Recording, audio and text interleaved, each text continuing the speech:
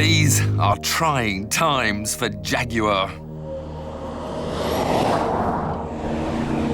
Recently, all talk has focused on doom and debt. There was the embarrassing foray into Formula One. 4 barren years netted just 2 podiums. They continue to get pummeled in the sales charts by Audi, Mercedes and BMW. Over the last 2 years, Jaguar has recorded losses exceeding £1 billion. They even stopped making cars at Browns Lane, Jag's ancestral home for 50-odd years. So drastic was this move that it was discussed in Parliament. If any company needs to reinvent the wheel, it's this one. And they've chosen to start with an all-new XK.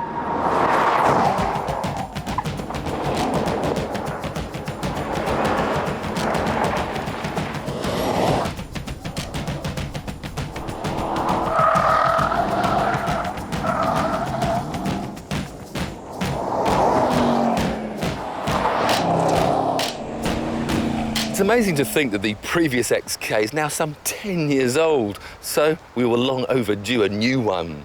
And this new XK is supposed to be a much sportier drive to appeal to a much younger crowd. But to be honest, styling-wise, I think it's mainly going to appeal to the Jag faithful. Yes, its lines are clean and crisp, smooth and sophisticated. I just fear it wanted something a bit more radical to really bring in a whole new set of fans.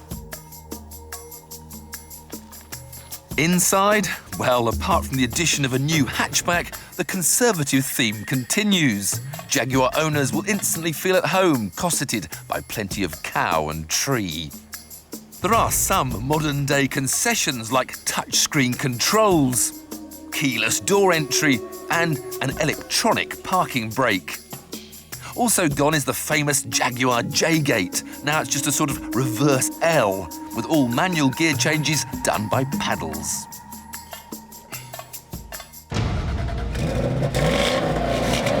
And all this is all yours for just under £60,000.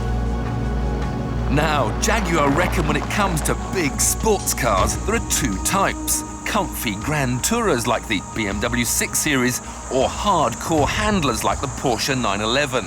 The XK is supposed to be the best of both worlds, which is usually PR speak for something that's compromised.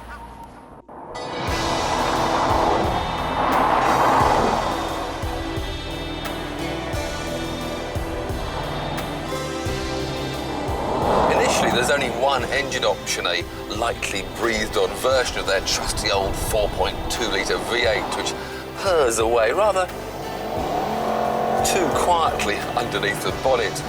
It's now got an extra 6 horsepower, giving it a grand total of 300 bhp, which doesn't really sound that much when you think that Aston Martin have tweaked the same engine up to produce 380 horsepower.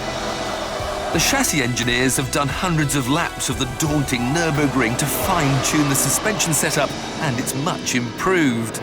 So now we're no longer sitting on a roly-poly platform. We're sitting on a car that can turn very obediently to the steering.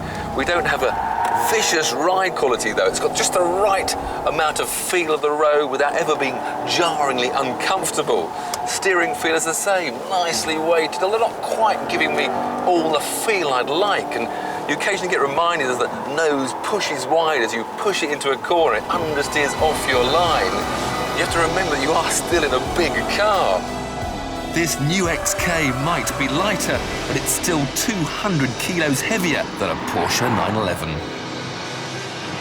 The best and perhaps worst parts about this new XK, though, are its gearbox and its gear changes.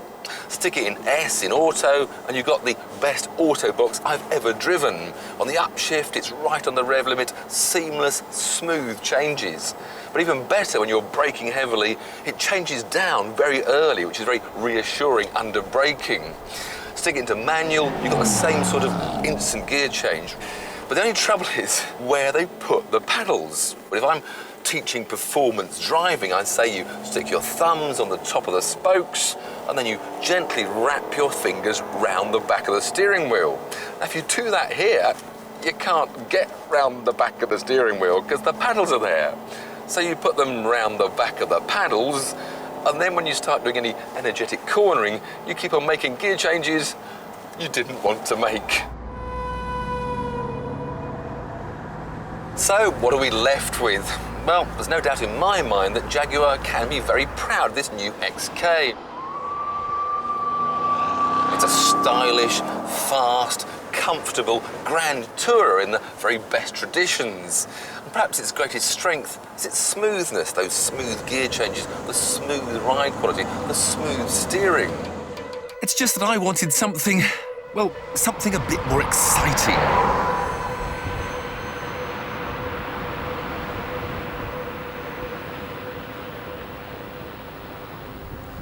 This may be the XK Cabriolet.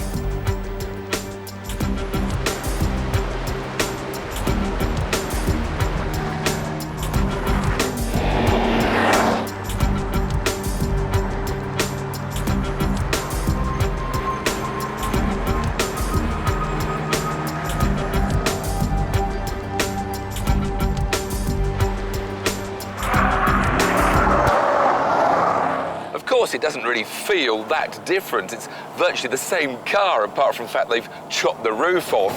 And then to make up for some of the loss of stiffness, they've beefed up the chassis. So this convertible is actually 40 kilograms heavier than the GT. And more importantly, £6,000 dearer. Unfortunately, beefing up the chassis isn't quite enough. Not only is the car heavier and more expensive, it doesn't handle quite as well. When you press it into bends, you can begin to feel the chassis isn't as rigid. The car can't take the same sort of cornering speeds. It rolls a bit more and doesn't quite have that same crispness. But this is one occasion where the Cabrio is the one I'd go for. Having the soft top provides the option to inject a bit more excitement into the driving experience. With the sun beating down and the wind rushing past, the finer points of handling and speed don't really seem to matter. The new XK is a good coupe, but a much better cabriolet.